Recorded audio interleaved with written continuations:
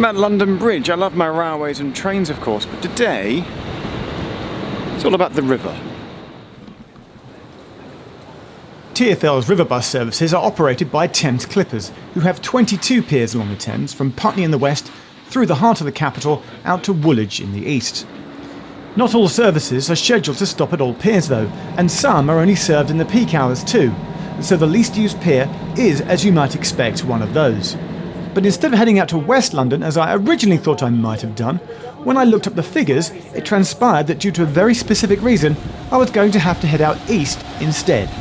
And so it was that I had to catch the last boat of the morning from London Bridge City Pier down to Royal Wharf Pier. Thanks, guys. Cheers, mate. Have a lovely day.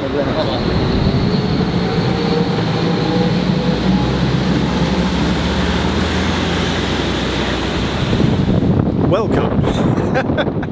It just feels odd to be saying it because there's no trains here.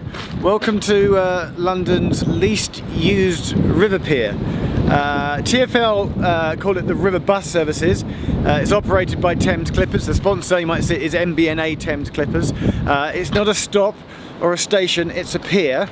I'm at Royal Wharf, and it's London's newest river pier. I think it opened on October, I want to say the 18th of last year.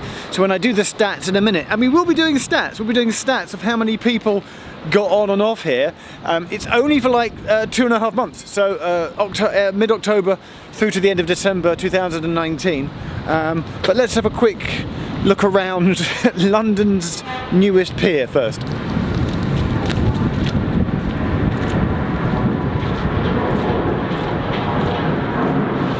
It's a video maker's dream I tell you, to get such an amazing long corridor like this. It's like a tube corridor. Luke, Mr. Agbymony, tube mapper. If you ever get bored of taking tube corridor photos, come and take... What's it called? Is it called a jetty? It's called a jetty, right? The thing that sticks out. If you ever get bored of taking pictures of tube corridors, come to Royal Wharf and take a picture of the thing that sticks out. I'm just going to get into it straight away. I'm on this sort of nice wooden area, which are steps which then blend into seating. It is step free. There's a ramp down. Where I just got on at London, and this is blowing in front of the lens. I love it so much. Where I just got on at London Bridge City Pier, not so step free. The ramp is really quite steep here. Brand new pier, they've obviously made it step free. There is a ticket machine, although you can obviously just tap in using Oyster and contactless. There is a dot matrix. I'm thinking of displaying the passenger figures on the dot matrix display in a minute, but it only gets services in the morning and in the evening, Monday to Friday. I think it's open all weekend, but it's basically like peak hours only, and they extend the RB1 back from North Greenwich down to here, and then Woolwich as well.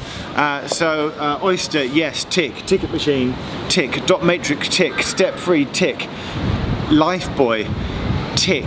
Not many tube stations have those. So I will tell you now that the passenger figures, it opened on Friday the 18th of October last year. So it's only been open for 75 days. The numbers are 16,188 passengers on and off in 2019, and we can be quite precise here because if you bear in mind that Clippers don't run on Christmas Day and Boxing Day, then that's divided by 73 is 216 passengers per day. Now, when I spoke to Thames Clippers, they said that they think probably really the least used Thames pier out of all the piers is St George's Wharf down in Vauxhall, and it's only because this one has only been open since October that it's only had 2.5 months worth of figures. So I suspect that really Vauxhall is it. But like we say, due to the anomaly of this only being open since October, this claims the crown, maybe for 2019 only, as the least used pier. Some other people have turned up. I feel like the boat's going to arrive any second, so we'll get a shot of the boat, and then we're going to see what is in this area.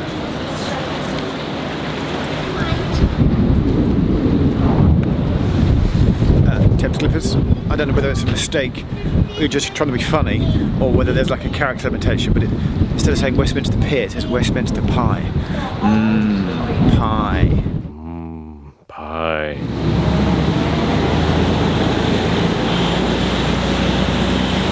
the last clip of the morning. It's really impressive. Like, it rocks up like at speed. They slide in, they do the ropes, boom around the side.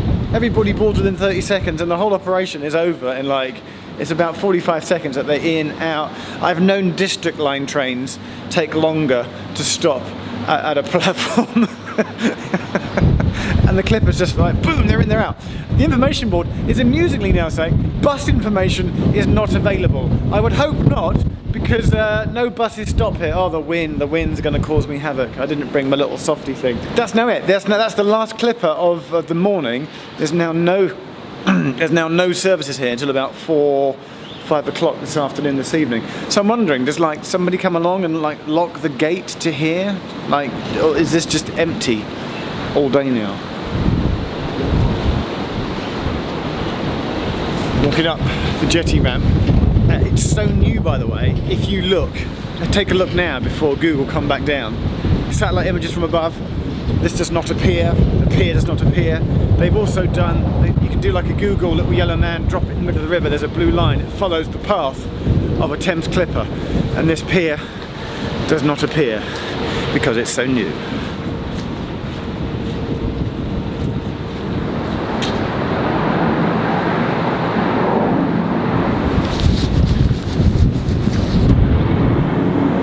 London City Airport is just over there. We will get planes overhead. With the life buoys, it's tantalising how close they are, how similar they are in shape to a roundel. The river roundel is just up there. TfL, Thames Clippers. If you extended this, if you added like a few inches either side to the life buoy, it would be in the shape of a roundel. You could then brand the roundel onto the life buoy. If that was me, marketing. Come on. So why is this here? Why has this been built? Well, as you can see, there's some building works going on behind me.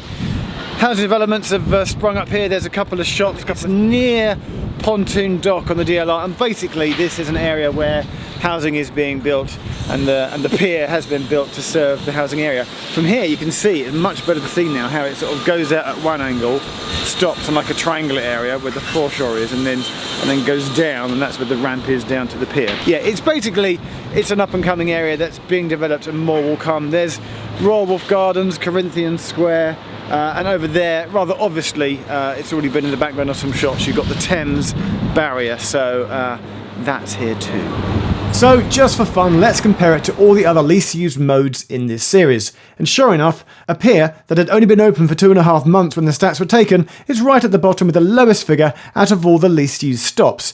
But if you take the 216 a day that it saw in 2019 and multiply that by 365 for a yearly figure, it would give you a passenger usage number of 78,840 passengers a year, which would put it into second bottom place, sliding above the least used tram stop. That's kind of it. I'm going to wander down through Thames Barrier Park. More planes from the airport. I'll walk the DLR to Pontoon Dock to get my train home. I'll leave you with a shot of the Thames Barrier and Royal Wharf, London's least used pier. I suspect next year it might be the one at Vauxhall again. So we'll come back and do it again then.